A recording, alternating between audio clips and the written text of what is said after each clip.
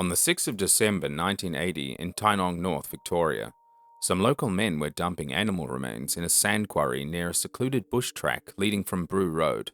The men stumbled upon something odd, protruding from the scrub. Something human. After reporting the matter to police, later, a further 2 bodies were found and identified as 3 women who had disappeared some months earlier. The manner in which these victims were found was similar to a previous case earlier that same year, adding to police's fears that they were now dealing with something more sinister.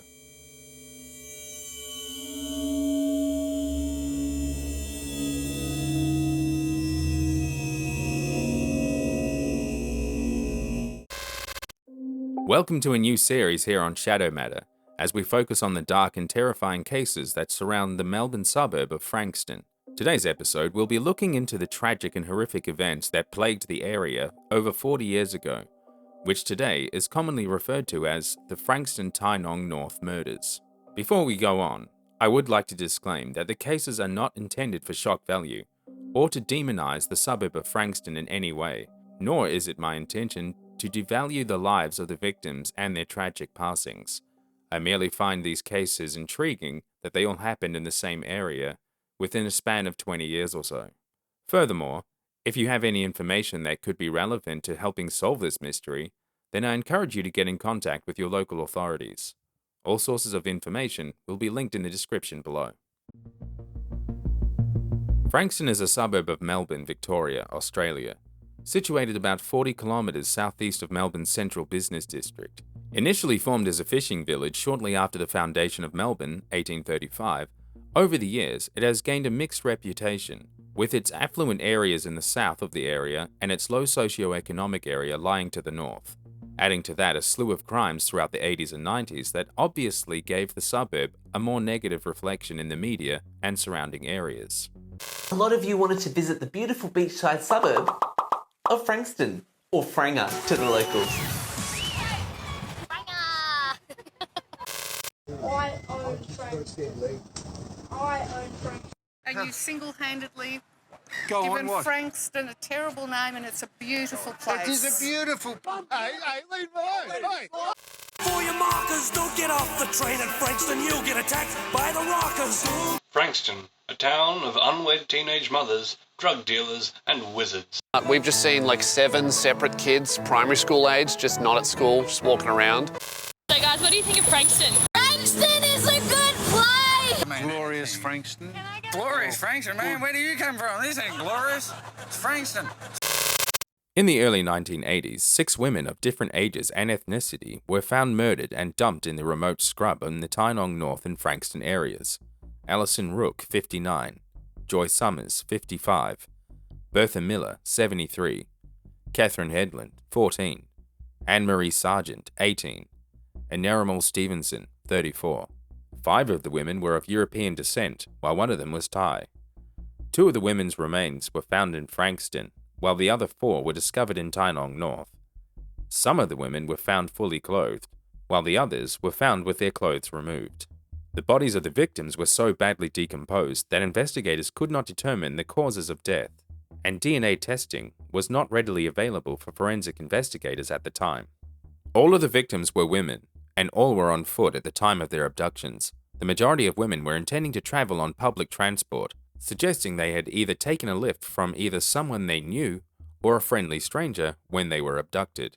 40 years later, and Victorian police still have not found who was responsible for these tragic murders. Over 2,000 interviews were conducted, with only a handful of people standing out as suspects. But more on that later. 59-year-old Allison Rooke from Frankston North was heading to the Frankston shops to pay some bills and buy some groceries. She made her intentions known to her neighbor before heading out on foot. Allison usually drove, but on this particular day, she was having car troubles. At 11 a.m., she was seen leaving her residence on Hannah Street, Frankston North, intending to catch a bus from the Frankston-Dandenong Road bus stop. However, the usual bus driver didn't remember picking her up, and Allison never made it to her destination. On Saturday the 5th of July, 5 weeks later, a man walking his dog found Allison Rooke's naked body in a shallow grave partially hidden by scrub on McClellan Drive in Frankston, about 5 kilometres from where she was last seen. Her body was badly decomposed and investigators could not determine the cause of death. A $50,000 reward was offered for information leading to the conviction of a killer or killers of Allison. No arrests were made. Bertha Miller lived in Glen Iris, a suburb in Melbourne's east, a rather affluent suburb. Bertha was a very active woman and a member of the Wesleyan Street Mission in Paran, a church she had attended for 48 years. Around 10 a.m. on August the 10th, 1980, 73-year-old Bertha Miller was last seen leaving her home in Cardinia Road, Glen Iris, to catch a tram from Melbourne Road and High Street to her church for Sunday morning service. She had intended to meet a friend along the way, but her friend never met her on the tram. Police were later called to investigate her disappearance. It should be noted that Bertha was the auntie of the then Victoria Police Commissioner, Mick Miller. Investigators had failed to find any witnesses of Bertha's disappearance. Nobody saw anything suspicious, and police had no leads. It was as if she had vanished into thin air. 14-year-old Catherine Headland emigrated with her family to Australia when she was a baby. She worked a part-time job at Coles Fountain Gate, mostly on weekends outside of school hours. During the school holidays on August the 28th, 1980, she left home early to meet up with her boyfriend before starting her shift.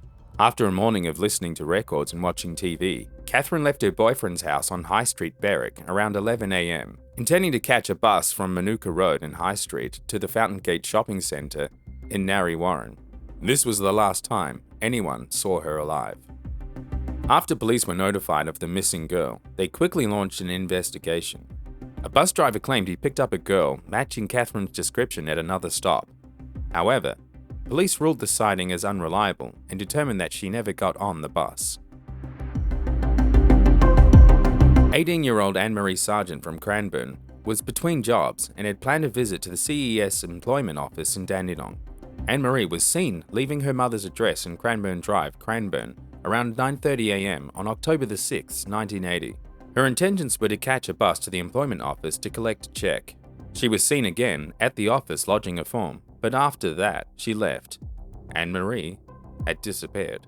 Anne-Marie was a known hitchhiker, and her father strongly believes that she had hitchhiked that day. Police launched an investigation, but this too produced no results, no witnesses, nothing suspicious, and no leads. Narumol Stephenson, 34, was originally from Thailand, who had married an Australian, Wayne Stephenson, a dairy farmer from Victoria. Wayne and Narumol had only just recently returned from Thailand after being married there. The couple had planned to visit Melbourne to see a concert and visit friends in Brunswick. After a disagreement between Wayne and Narumol, Narumol stayed inside the car while Wayne and another couple entered the Brunswick address. Wayne checked on his wife a number of times throughout the evening, but after a number of hours, Narumol had disappeared from the car. Police were called to investigate, but after coming up with no leads, no witnesses, and no signs of struggle, the case quickly went cold. At the time, none of these cases were thought to be linked, given the differences in ages and locations between women. Police didn't initially consider that Narumol was even a missing persons case, as they believed it was a domestic dispute that led to the wife to storm off from her husband. However, soon enough, police and investigators would be looking at these cases in a very different light. As mentioned at the start of the episode, two men were dumping lamb offal at a sand quarry in Tynong North on December the 6th, 1980. On a secluded dirt track hidden amongst some scrub, one of the two men spotted a body. He called out to the other man, and upon further inspection, they discovered two decomposed bodies.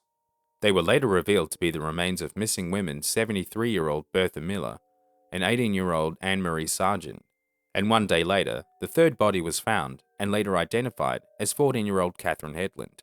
The two younger women were found with the complete removal of all clothes and personal possessions, whilst the older woman, Bertha Miller, was found fully clothed. The state in which the victims were decomposed made it extremely difficult to identify the bodies, but they were later identified through dental records, evidence of surgery, and the dress that Bertha was last seen wearing. No known causes of death could be determined due to the state of decomposition on the bodies. Joy Summers, 55 years old, lived in Frankston North and travelled to the shops every Friday to pick up groceries. She was usually accompanied on her trips, but on Friday the 9th of October, she travelled alone. Her intentions were to catch a bus from Frankston Dandenong Road. This was the same stretch of road that Allison Rooke was last seen over a year prior. Joy was last seen sitting at the bus stop waiting at around 1:20 p.m, only 100 meters from her home. After she was reported missing, investigators declared that Joy may have been abducted at the bus stop, as no bus drivers on that route remember picking her up. On November the 22nd, 1981, Joy Summers' naked corpse was found in scrub by a man collecting firewood near the intersection of McClellan Drive and Sky Road, Frankston, 6 weeks after she had gone missing. No known cause of death could be determined by investigators due to the state of decomposition. On Thursday, the 3rd of February, 1983, human remains were found by a man who had stopped to repair a tire in Tynong North on the Princes Freeway. Police found that the body was badly decomposed, stripped of all clothes, and identified as that of 34-year-old Thai woman Narumol Stephenson. She had been missing for over 2 years. Her body was recovered in a different spot to those of the other Tynong North cases. With little in the way of eyewitnesses and no known cause of deaths to the victims, police had an extremely difficult number of cases to try and solve. In the beginning, the investigations of Frankston and Tynong North were treated as separate from each other. This eventually changed due to the links based on several of the victims and possible MO. Similarities were also drawn to the recent Truro Murders in South Australia in the late 1970s, where the victims' bodies were found in a similar manner. This was later refuted by investigators. The similarities that linked the Frankston and Tynong North murders, according to police at the time, were undoubtedly the lack of modes of transport for each victim. All women were on foot, with most of them planning to use public transport at the time they disappeared. A few may have tried to hitchhike. All the bodies were found in shallow graves, mostly hidden by scrub, with no real attempts to properly hide the bodies. All of the victims' personal effects were removed with the exception of Bertha Miller, which led police to theorize that the killer or killers may have been disturbed during the crime, and the causes of death on all victims could not be determined. With the similarities so few, it would be difficult to determine a possible MO for the perpetrator, as the differences were so large. Initially thought to be a sex crime, police and investigators may have been scratching their heads after realizing that the ages of the victims varied from teens to early 70s, adding to that, a mixed ethnic persuasion. So given the fact that there were a lack of eyewitnesses to anything suspicious, authorities assumed that the victims probably knew or trusted their abductor. The next logical step for police would be to identify the locals of the area of where the victims were abducted and find anyone with a matching description to that of a driver who just happened to be offering women lifts during those times of said abductions. Several women gave statements to police that they had been approached by a man in a black van offering them lifts in Frankston. One woman stated that she was waiting for a bus on the corner of Mahogany Avenue and Frankston Dandenong Road. When she said no, he replied with, "You don't know what you're missing." The reported event took place on a Friday in May of 1980, around the same time when Allison Rooke went missing. In 1985, an inquiry into the murders found that they were caused by 3 separate offenders. This was later scrapped as a theory, and in 2017, in conjunction with the release of a $6 million reward, Victorian police said that they were looking for one suspect in relation to all 6 murders. But let's stop for a moment to entertain these theories. The one murderer theory. This is the current theory supported by Victorian police, the theory that all 6 murders were committed by one person. The two murderer theory. This theory was supported by early investigators. It is the theory the victims found in Tynong North were not connected to those of who were based in Frankston, and that the time frame of the murders is the only link between cases. The 3 murderer theory. This theory suggests that the Frankston and Tynong North murders were committed by separate individuals, but this theory also separates Narumol Stephenson from the other Tynong cases. Narumol Stephenson was considered to be the outlier, taken well outside the area and time zone that the murderer had previously operated in. Her circumstances didn't match the other women. So did the police have any suspects? Actually, quite a few. Some even had serial killer Bendali Debs on their list, but this was later refuted. But for pacing and the purposes of this video, we will break it down to just one, the prime suspect, who police believe may have been responsible for all 6 murders. As stated by Detective Senior Sergeant Clive Rust in 2017. Quote, "We are confident we now know the killer's identity. We have used DNA technology, behavioral, psychological, and geographic profiling methods, and have been greatly assisted by receiving important new information from members of the public. We are confident in the direction our investigation is heading. We are now focusing on one suspect." End quote. This statement also came during the same year that Victoria Police announced a $6 million reward for information leading to a conviction. During the early 2000s, this main suspect was referred to by newspaper The Sunday Age as Harry Brown. As an alias or a legally required pseudonym, the article wasn't clear. However, we now know this suspect's name to be Harold Janman. Unlike other suspects, Janman was never convicted of any violent crimes. The only red flags were his solicitation of sex workers, and he became a person of interest after the fact that he was well known for offering lifts to women in the area that the Frankston victims were taken from. Harold Janman worked a number of jobs, including film projectionist and school bus driver. He was an avid churchgoer, was married, and would have been in his 40s around the time of the murders. He lived in North Frankston and was known by locals as a quiet and prude man. He was also known to offer women lifts on the Frankston-Dandenong Road. Two women, Allison Rooke and Joy Summers, were abducted from the same street in 1980 and 81, and their bodies were found off Sky Road and McClellan Drive, near to where Harold Janman worked at the drive-in cinema. Police interviewed Janman in December of 1981 and was asked about his habit of offering lifts to women in the area. He claimed he was misunderstood and made the offers to, quote, "just to be friendly and have someone to talk to," end quote. Police also found that he was a regular consumer at local sex shops and liked to fill out sex advertisements in underground magazines. Investigators were also able to link Harold Janman to connections in Tynong North and surmised it would have been a possible dumping ground for his victims, as he would have known the area well. Chillingly, when asked if he had ever offered murdered victim Joy Summers a lift, he responded, "Sir, I may have. I honestly may have. But if I did, I didn't kill her. I wouldn't do anything like kill anyone." Detectives tracked back to see where he was when the two Frankston women disappeared. Janman was a shift worker, and on Friday, May 30th, 1980, and Friday, October 9th, 1981, when Allison and Joy were abducted, he was on afternoon duty from 4 p.m. to 2 a.m. Both women went missing between 11:30 a.m. and 1:30 p.m. When probed further about the missing hours, Janman took 12 hours to come up with an alibi. He claimed that on the day Mrs. Summers went missing, he had driven to a Frankston bank with his wife to get some money. His wife corroborated this story. However, they were either mistaken or lying. The bank manager told police that no money was withdrawn or deposited into that account on that day.